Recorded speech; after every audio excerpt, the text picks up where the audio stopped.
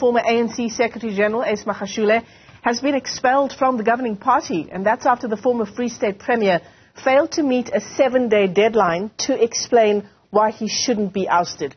It comes after the National Disciplinary Committee of the ANC found Magashule guilty of contravening at least 4 regulations, and this took place when he unilaterally sent a letter in 2021 announcing that President Cyril Ramaphosa had been suspended from the ANC.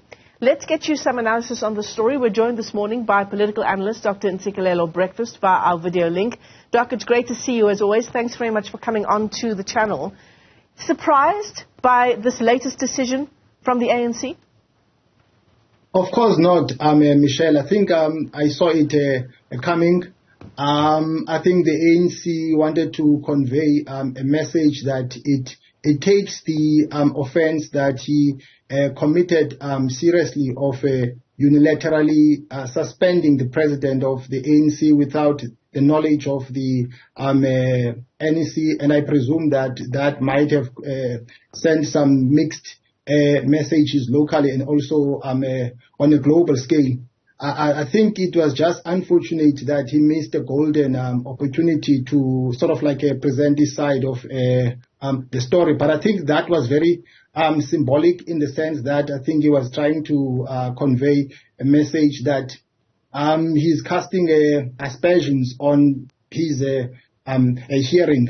I think at the moment, as things stand, he's got 2 options. I think for him, within the context of the ANC, it's the end of the road, because my understanding of expelling a person is basically you are cutting off the person. So the only way out, in my view, is for him maybe on the one hand to join forces with Carl Niehaus, or to start his own political party. But I think starting a new political party might be cumbersome. But maybe if he joins forces with Carl Niehaus, he might get few seats. So you're saying, Dr. Breakfast, that there's no option here for an appeal on the part of Ae Magashule? I don't think that he's going to do that, because if he wanted to do that, then the first step was going to present his side of the story. The mere fact that he did not do that, it has a subtext, right, because he was conveying a message by doing that. So I don't think that he's going to do that. I think he's going to jump ship and join forces with Carl Niehaus. But of course, this, in my view, can be interpreted in 2 ways. On the one hand, you can argue and say this is a purge. The ANC is purging people who have divergent opinions. On the other hand, you can see the ANC at the moment as being on a political mission to instill party discipline. Right. Yeah, so what you're saying is it's not like he missed the 7-day deadline to present his case to the disciplinary structures of the ANC. He was sending a message by not doing exactly that. Insofar as what you've presented as, possibly what his options are, if you look at the first option which you mentioned, which perhaps is quite a predictable one, to join forces with the likes of Carl Niehaus, politically, for his future, for his reputation going forward, would this be the prudent option to take? I think one of his challenges is that radical economic transformation as a political bloc at the moment has been weakened. It is no longer strong. Otherwise, they would have broken ranks, already defied this decision. So the mere fact that there has been perpetual silence, I think, speaks volumes.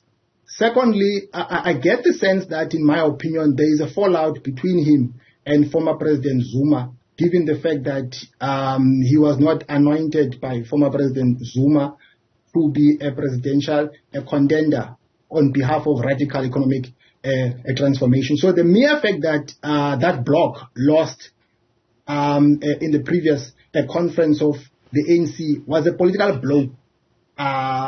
So he doesn't have that support anymore. So if he starts a new political party, it takes more than a good message to do well, you know, in the elections. You have to have money. So it would be better for him then to join forces with Carl as opposed to starting a new political party. Yeah. I mean, even so, you would need quite a bit of money. Precisely, of course. Do you know whether Carl Niehaus does plan to contest next year's election? No, I mean, of course, I think the mere fact that the party was launched, I think, if I'm not mistaken, in the beginning of the year, I think signifies that they are on a mission. I mean, what is the point of starting a new political party? Is to contest power. Otherwise, you start a civil society organization. So they want to contest state power, of course. In terms of, how this impacts the African National Congress, two factors come into play. Does this do what perhaps is the intention from the ANC insofar as sending a strong message about what will and will not be tolerated within the party, number one? And secondly, Dr. Breakfast, does this have any impact on the ANC? What I'm asking is, does Ae Magashule's expulsion signal any losses for the ANC, potentially? I think, Michelle, at the moment, it's still early days for the ANC to come across to be sending a strong message against the issue of a discipline or party members who don't conduct themselves very well. I think the ANC has been on the back foot because it has been falling short in terms of rendering various services to the people. It has been falling short of managing the issue of power outage. So it will take more than suspending few people for it to be taken seriously by the majority of people. But of course, I think to give them the benefit of the doubt, I can say that this is a step towards the right direction. Dr. Breakfast, let me thank you for your time this morning. Dr. Ntsikelelo Breakfast is a political analyst as we continue to track the story of Ae Magashule's expulsion from the African National Congress.